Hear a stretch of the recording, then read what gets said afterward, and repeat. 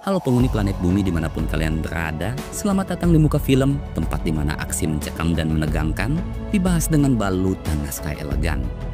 Di video kali ini saya akan membahas film yang mengisahkan tentang penerbangan pesawat paling berbahaya, di mana satu saksi, satu polisi, dan satu pilot nekat disatukan dalam sebuah pesawat tua di atas dinginnya langit Alaska. Dan penerbangan ini bukan hanya tentang misi atau tujuan, melainkan tentang siapa yang bisa melawan atau mati mengenaskan. Sebelum kita lanjut ke alur filmnya, bagi kalian yang suka dengan channel ini, jangan lupa like, subscribe, dan aktifkan juga lonceng notifikasinya. Namun bagi yang tidak suka, langsung saja skip videonya. Tanpa banyak cincang keling lagi, siapkan posisi jauhi keramaian, hindari godaan setan, dan kisah pun dimulai.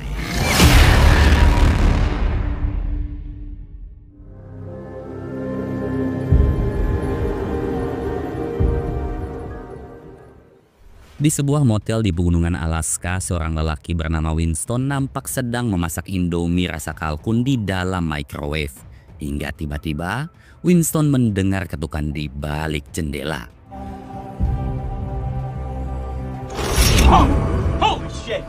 Nyatanya itu adalah rusa kutub jomblo yang sedang galau dan butuh teman curhat.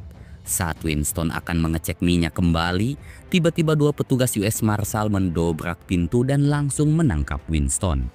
Gotcha. Hey there, Winston. Whoa! No, not the bedspread. Sang komandan bernama Madeline lantas menyampaikan maksud dan tujuannya, di mana ia meminta Winston menjadi saksi dalam kasus kejahatan mafia kejam bernama Moretti. Meski nampak cupu, nyatanya Winston ini adalah mantan akuntan Moretti yang memutuskan untuk membelot. Tak hanya itu, Winston juga telah mensabotase aset milik Moretti senilai jutaan dolar. Tanpa adanya perlawanan, Winston pun bersedia menjadi saksi bagi Madeline. Namun sebelum dibawa, Winston meminta izin pada Madeline untuk pipis terlebih dahulu. But if you don't take off these cuffs... Hey, Bob, Jeff, I have a job for you. Esok pagi, di tengah hamparan alam Alaska, Madeline membawa Winston ke sebuah pesawat kecil dan tua.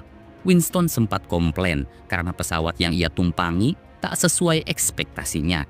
Namun Madeline bilang, nikmati saja dan jangan banyak bacot. Doubt you can even land a jet out here. Setelah memborgol Winston di kursi pesawat, Madeline lantas menelepon atasannya yang bernama Kokom guna melaporkan situasinya saat ini. Madeline juga tak lupa berterima kasih atas kepercayaan yang telah Kokom berikan padanya. Jadi 3 tahun yang lalu si Madeline ini sempat dibekukan dari tugas lapangan yang disebabkan kegagalannya dalam menjalani sebuah misi. Hingga di tengah percakapan, seorang lelaki pun tiba-tiba masuk ke dalam kokpit. Daryl Booth. Hope you like flying. I normally don't let my passengers board before me. You sure you don't want to ride in the back there with him? Nyatanya dia adalah Daryl Booth, pilot yang telah disewa Kokom untuk membawa Madeline dan Winston menuju suatu tempat.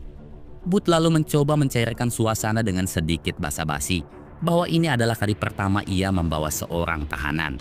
Namun si Winston yang dikenal banyak bacot dengan polosnya malah mengungkap sebuah fakta sensitif, di mana ia adalah saksi kunci dalam kasus kejahatan. Pernyataan yang seharusnya dirahasiakan itu tentu saja membuat Madeline sangat-sangat kesal.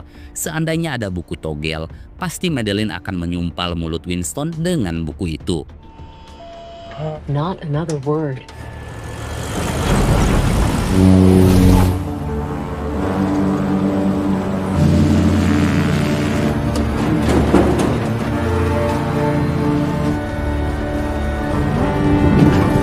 Baru saja lepas landas, pesawat pun langsung disambut dengan kabut dan hembusan angin kencang khas langit Alaska, di mana badan pesawat pun mulai bergoyang seolah-olah sedang diajak dangdutan.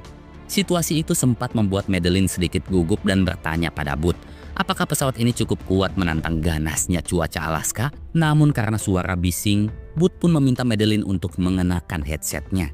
Dengan gaya santai seolah sedang asik di pantai, Booth meminta Madeline untuk tenang dan menikmati pemandangan Alaska.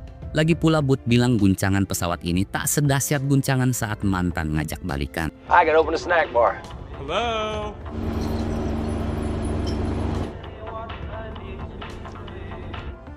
Madeline tanpa sengaja melihat adanya goresan luka di leher Booth. Namun ketika Madeline menanyakannya, Booth dengan enteng menjawab jika luka itu diakibatkan oleh kucing tetangganya. Entah memang benar adanya atau ada sesuatu yang sedang Booth sembunyikan. That it is. Disebabkan cuaca yang semakin mengedankan, Booth pun menyalakan GPS guna menentukan posisi dan kecepatan pesawat. Sialnya, GPS pesawat itu mendadak tak bisa berfungsi. Meski begitu, Booth meminta Madeline untuk tetap tenang dan percaya padanya. Selain Booth sudah menghafal medan dengan sangat baik, ya palingan 75 menit lagi mereka juga akan tiba di tempat tujuan.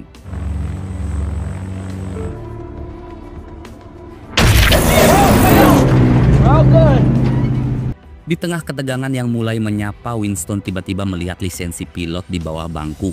Dan betapa kagetnya Winston karena nyatanya foto yang terpampang di lisensi itu bukanlah fotonya Booth. Lalu siapakah lelaki yang duduk di samping Madeline? Apakah dia anak buah Moretti? Atau hanya lelaki patah hati yang ingin cari mati? Oh, shit. Hey! Oh, what do I do? Hey! What was that?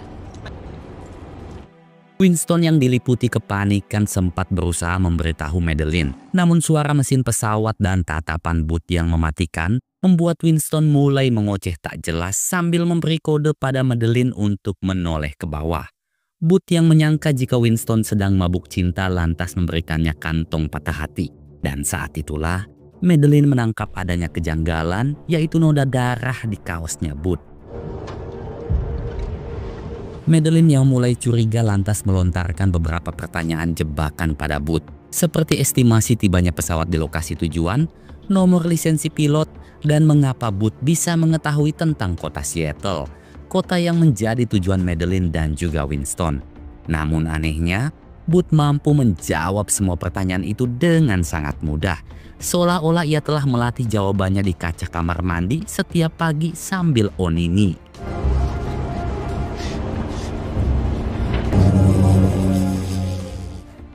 Di momen itu insting Madeline seakan menolak untuk diam, di mana Madeline kembali melayangkan sebuah pertanyaan mematikan, yaitu tentang pilot pesawat sebelumnya yang bernama Janikowski. Dengan wajah meyakinkan, Booth pun menjawab jika Janikowski adalah lelaki yang sangat baik. Namun faktanya, Janikowski adalah seorang wanita. Disitulah kebohongan Booth pun seketika terungkap, hingga tiba-tiba...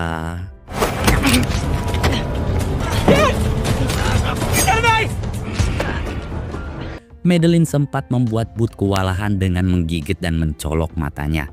Namun Booth berhasil comeback dan menghajar Madeline hingga pingsan. Mr. Moretti is very disappointed in you, Winston. I didn't say anything. Yeah, and now you never will.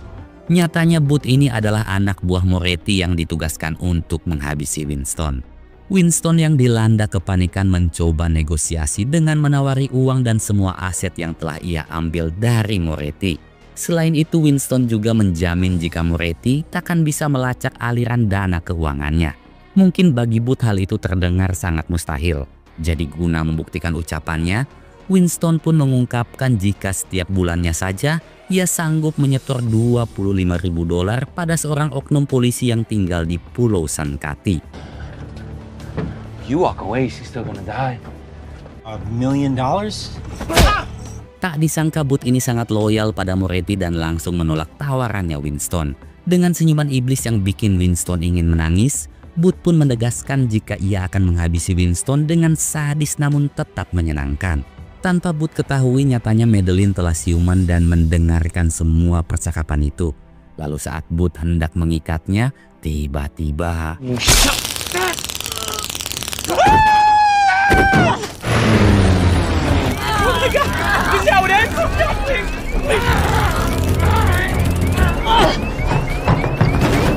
Gila!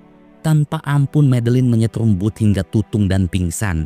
Namun masalah tak habis sampai di situ, di mana pesawat mulai terjun bebas menuju pegunungan.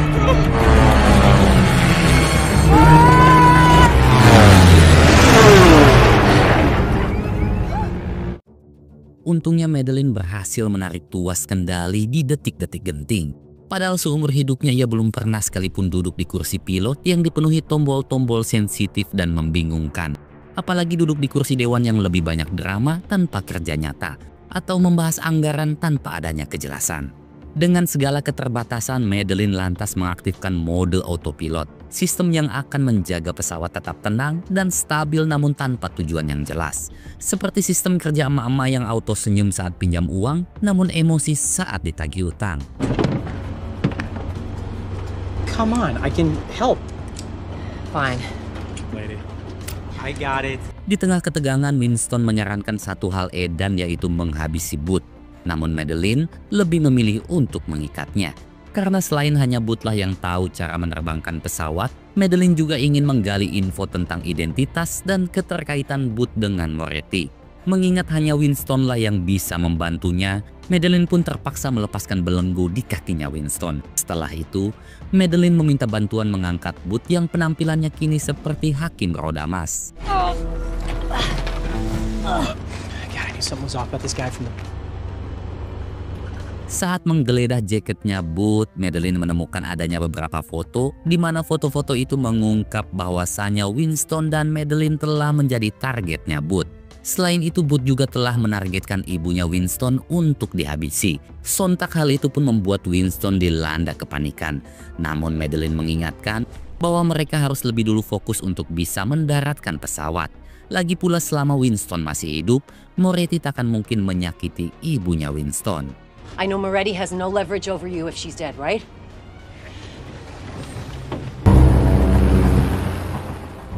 Madeleine kemudian mencoba mencari bantuan menggunakan radio pesawat. Sesaat kemudian, seorang petugas bandara merespon panggilan Madeleine. Petugas itu pun sempat menanyakan status dan lokasi Madeleine saat ini. Namun disebabkan kondisi cuaca dan juga perangkat sinyal yang sudah tua, sambungan radio itu pun putus tiba-tiba. 3,000 feet. Okay, you're a little low, but we're not going to worry about that yet. If I can... Di saat Madeleine kebingungan, Winston dengan santainya bilang untuk apa susah payah memakai radio, padahal Madeleine memiliki handphone yang langsung terhubung ke satelit. Mendengar hal itu, Madeleine pun langsung menghubungi Kokom. Setelah menceritakan tentang identitas Booth yang merupakan anak buahnya Moretti, Madeleine lalu meminta Kokom mencarikan pilot guna bisa memandunya. Selain itu, Madeleine juga meminta Kokom mengutus pasukan penjaga ke kediaman ibunya Winston. Finding us a pilot. Hey! Hot damn! Tell me how to fly this thing. No. Booth kemudian tiba-tiba terbangun dari pingsan dan dengan senyum liciknya ia pun mulai menggoda Madeleine. Sambil menodongkan pistol, Madeleine lalu menawarinya sebuah kesepakatan, di mana ia janji akan meringankan hukuman Booth asalkan Booth mau mengungkap kejahatan Moretti. Namun alih-alih tunduk, Booth lebih memilih untuk mati dalam menjalankan misi. Sambil tertawa sinis, Booth pun memancing Madeleine untuk menarik pelatuknya. Karena dengan begitu pesawat pun akan meledak dan Moretti bisa bebas dari segala tuntutan. Oh, clearly you're mistaking me for somebody who actually gives a fuck about that. At least tell me your real name. Your ass!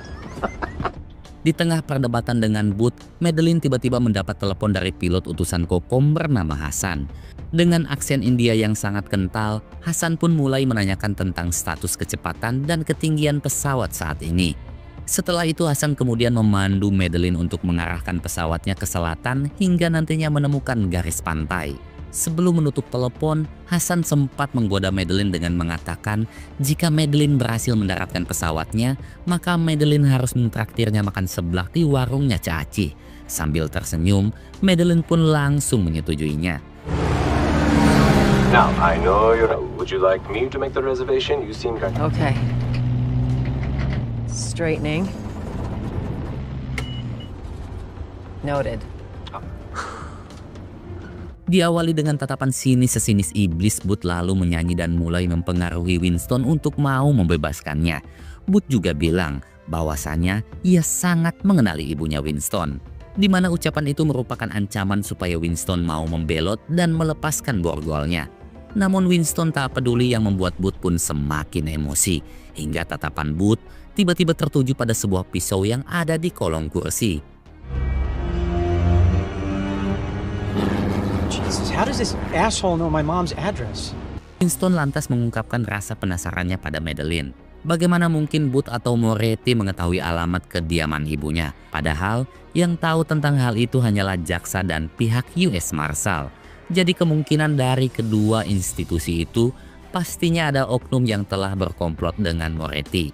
Guna mencari tahu lebih lanjut, Madeleine lantas menelepon Kokom guna menanyakan siapa saja yang mengetahui tentang misi penangkapan Winston. Namun belum sempat Kokom menjawab, tiba-tiba... Did you see that?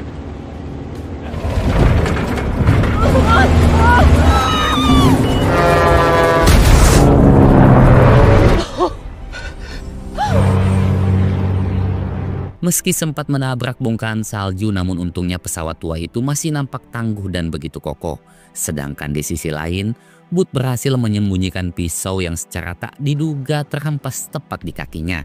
Tak lama kemudian Booth tiba-tiba mengungkapkan tentang kegagalan Madeleine dalam misi sebelumnya, di mana hal itu berujung pada tewasnya saksi kunci yang dijaga oleh Madeleine. Kesal dengan ocehan Booth, Madeleine pun langsung menghajarnya. How do you know that? Boy, the same you and me. Fuck you. It's burned alive. Madeleine kemudian memaksa Booth untuk mengungkapkan tentang siapakah yang telah membocorkan rahasia itu.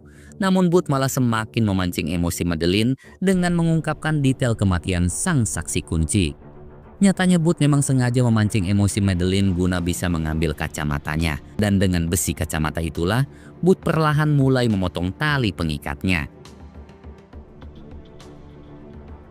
Tak mampu lagi menyangkal, Madeleine akhirnya menceritakan tentang kegagalan misinya pada Winston. Jadi 2 tahun lalu, Kokom pernah menugaskan Madeleine untuk menjaga saksi kunci dalam mengungkap kasus kejahatan seorang mafia. Saksi kunci yang bernama Neneng itu kemudian diamankan oleh Madeleine dan pasukannya di sebuah motel. Hingga di suatu pagi, Neneng tiba-tiba meminta izin untuk mandi di kamar mandi. Madeleine yang tak melihat adanya kejanggalan lantas mengizinkan Neneng tanpa adanya pengawasan. Namun naas, seseorang tiba-tiba melemparkan bom molotov ke dalam kamar mandi. Dengan kondisi api yang menyebar cepat ke semua ruangan, Madeleine pun hanya bisa lari dan meninggalkan Neneng yang tewas di kamar mandi. Hingga saat ini, insiden tragis itu pun masih menghantui Madeleine.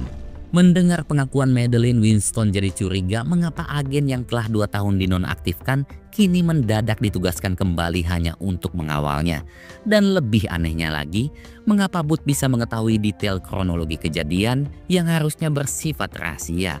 Dengan begitu kesimpulannya adalah ada pengkhianat di tubuh US Marshal. The leak isn't from the attorney's office or the FBI.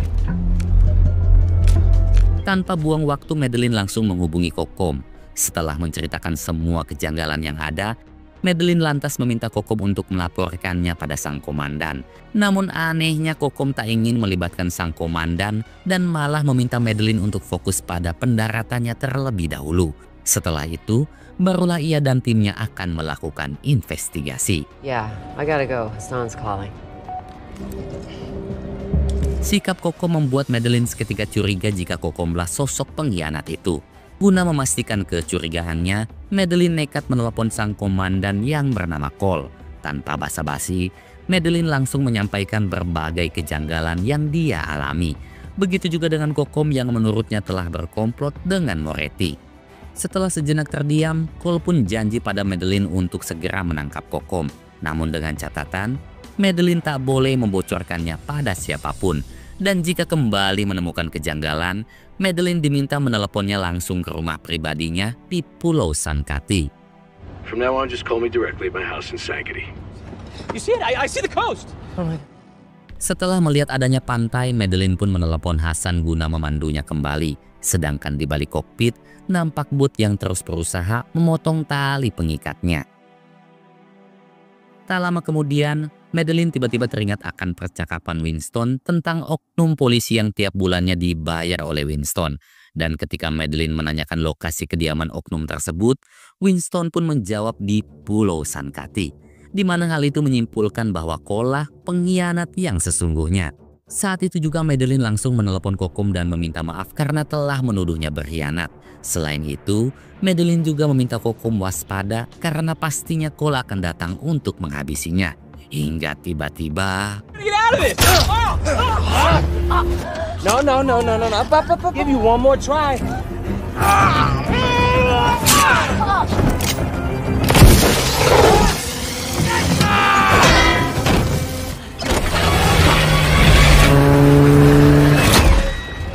Meski pada akhirnya Madeleine mampu melumpuhkan Booth, namun naas Winston kini terluka parah akibat 2 luka tusukan di badannya.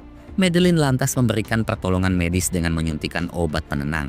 Setelah itu, Madeleine menelepon Hasan guna menyiapkan tim medis. Menurut Hasan, kemungkinan pesawat tiba di bandara sekitar setengah jam. Namun melihat kondisi Winston yang mulai kritis, Madeleine memutuskan untuk menaikkan kecepatan pesawat meski resikonya pesawat itu akan kehabisan bahan bakar di tengah jalan.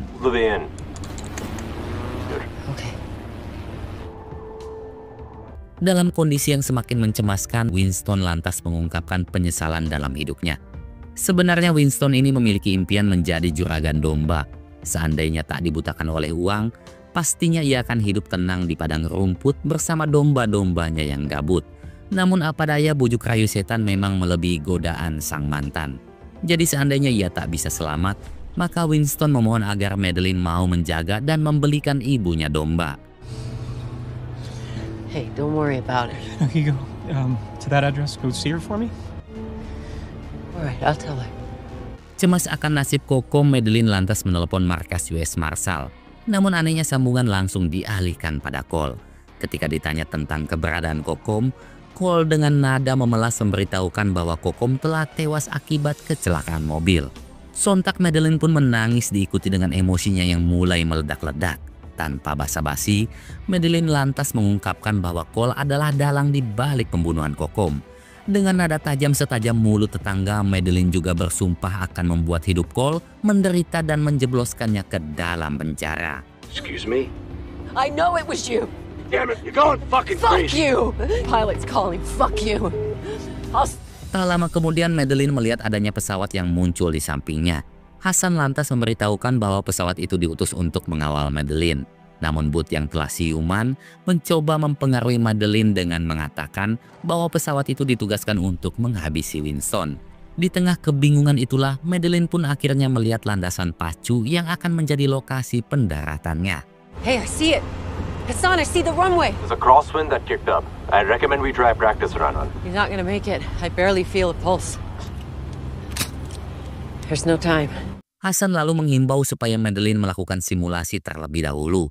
Namun melihat kondisi Winston, Madeleine pun memutuskan untuk langsung melakukan pendaratan. Sedangkan di balik kokpit, Booth sedang merencanakan sebuah ide gila guna bisa lepas dari borgolnya. Dan saat Madeleine fokus untuk mendaratkan pesawat, tiba-tiba... Got it. You copy? You're drifting off course. What the hell is going on up there? Deputy Harris. Setelah berhasil melumpuhkan Booth, Madeleine kembali menghadapi tantangan di mana bahan bakarnya telah habis tak tersisa. Alhasil dengan panduan dari Hasan, Madeleine pun melakukan pendaratan yang begitu mengedankan. Touchdown.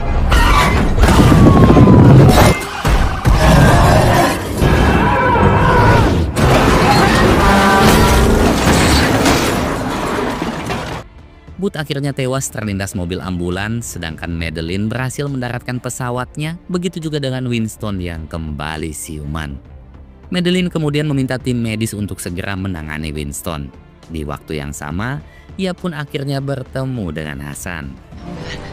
Thank you, I'm fine. Thank you.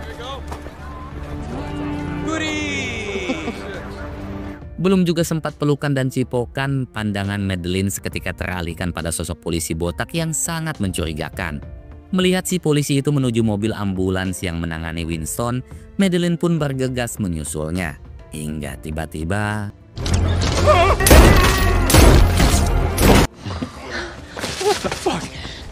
Setelah menghabisi oknum polisi itu, Madeleine mendapati handphone sang polisi yang masih dalam panggilan.